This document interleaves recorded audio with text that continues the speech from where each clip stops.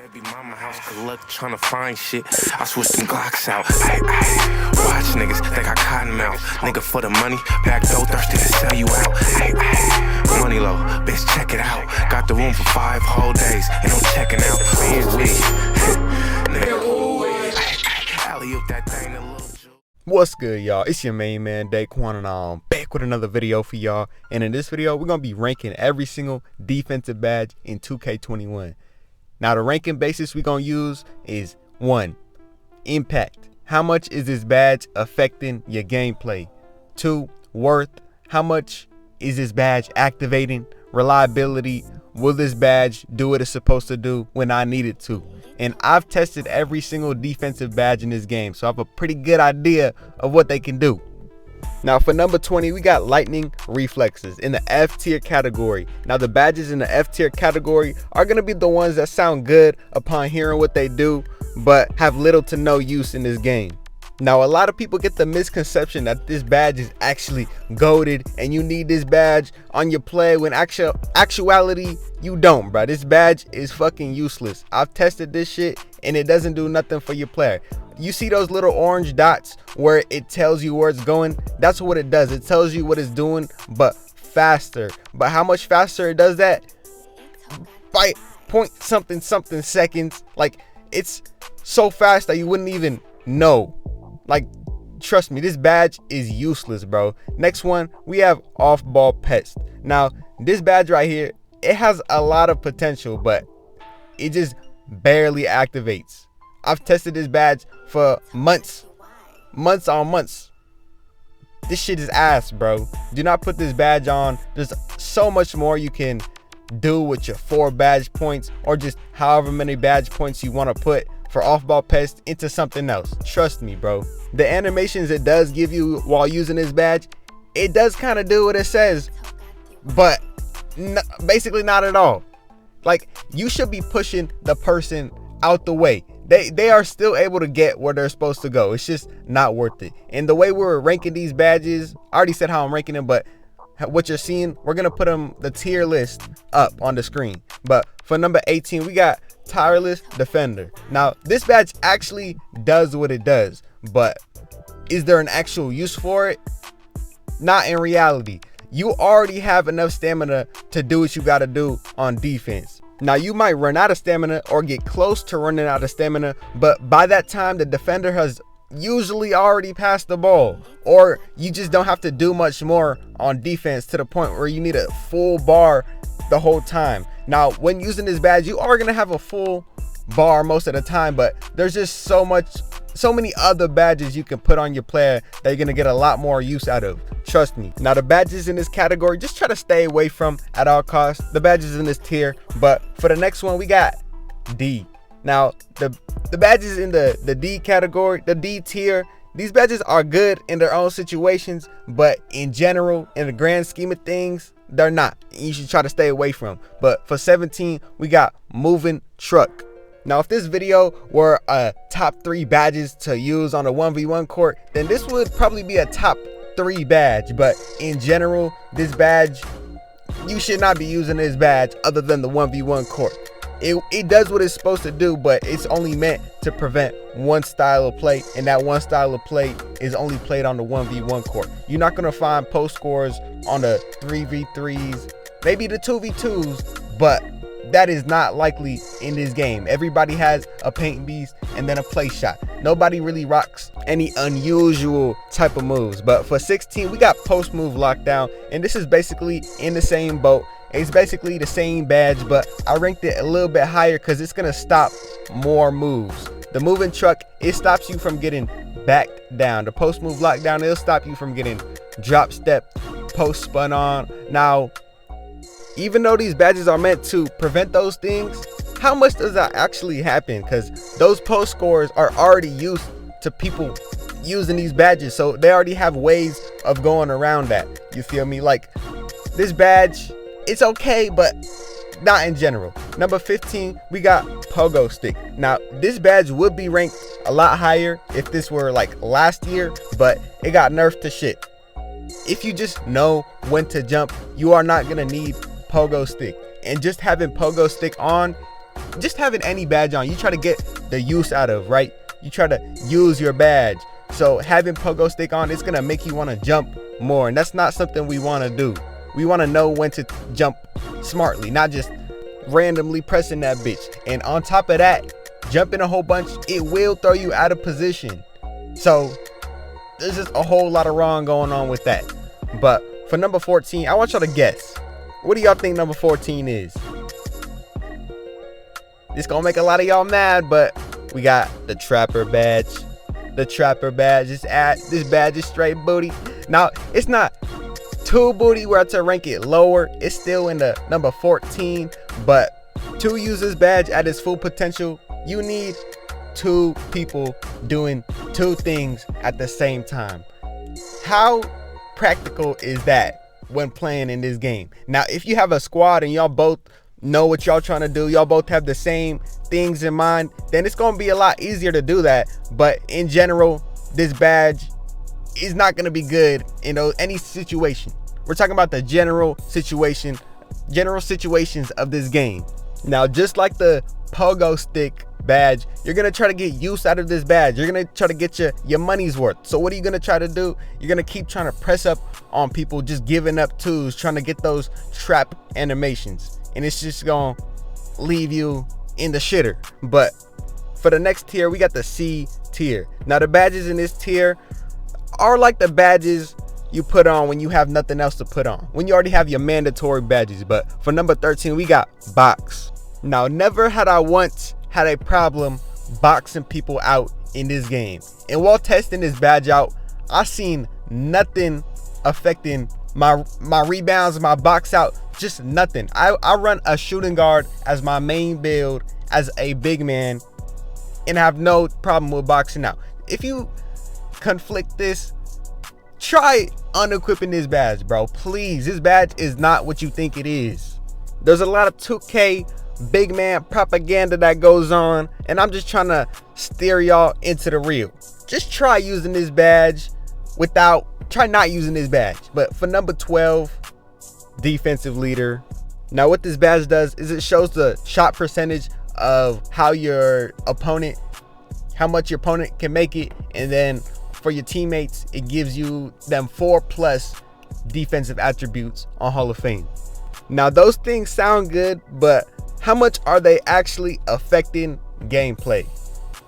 Basically, not at all. How much is 4 defensive attributes gonna do for your teammates? If they're ass at defense, they're gonna be ass at defense. If they're good at defense, why do they need 4 extra attributes? Maybe to get them a block every 20 games? I don't know, bruh.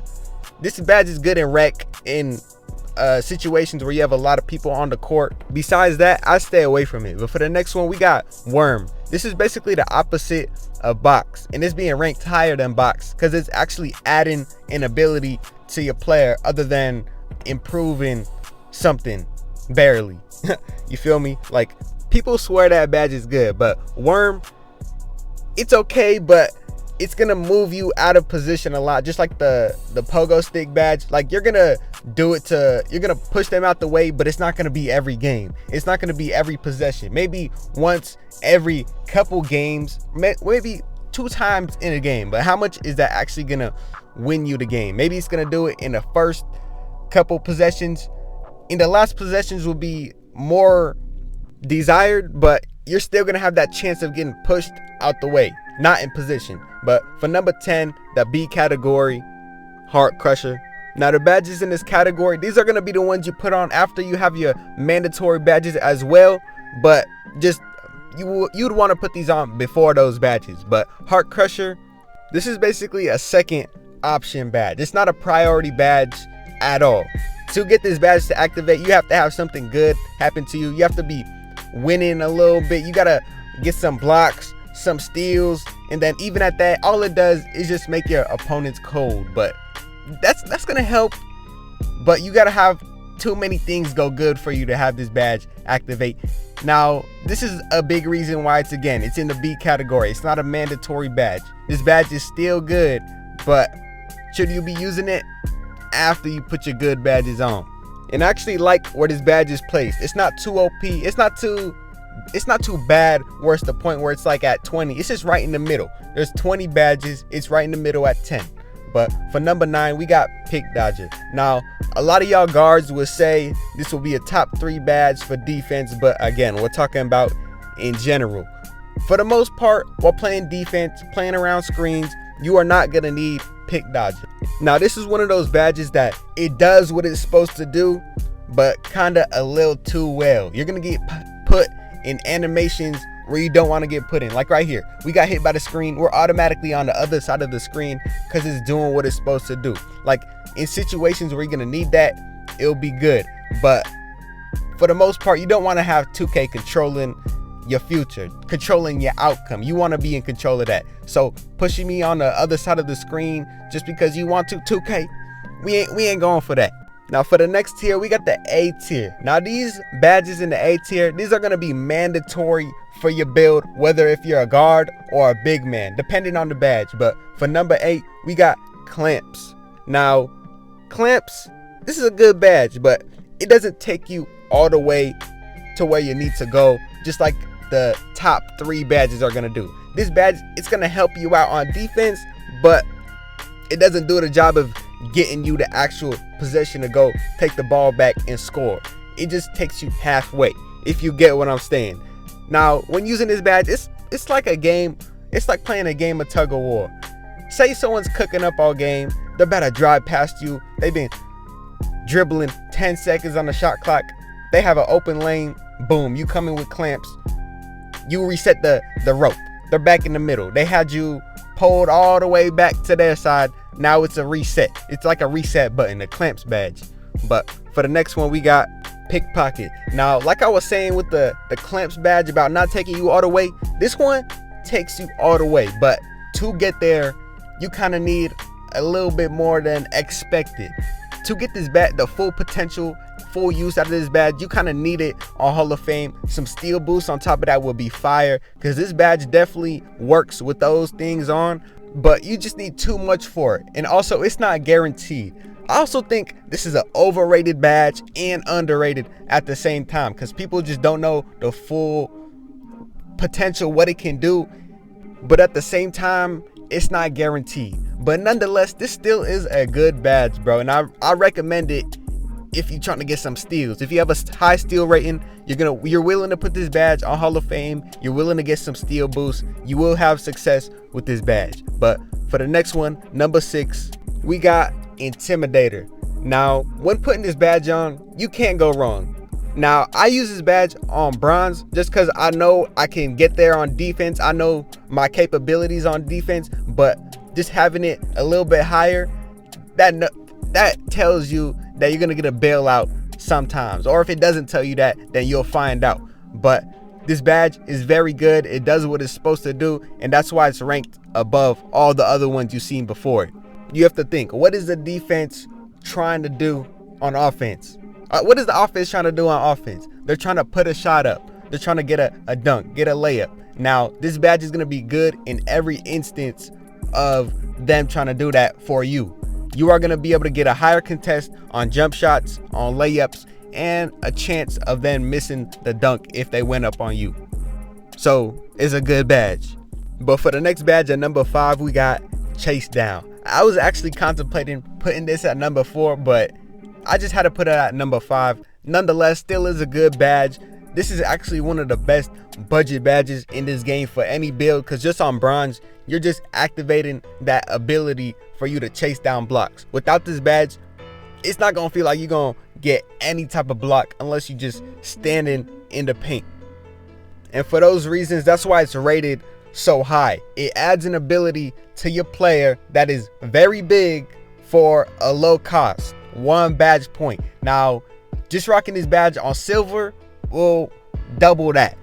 On Hall of Fame, not so much, but just that ability for you to chase down blocks is huge, bruh. Now for the next one, the last one in the A category, we got BRICKWALL. Now, can you win without BRICKWALL? Absolutely. But what it does, it just makes your life easier. Easier for you to roll, easier for your guard to get a 3.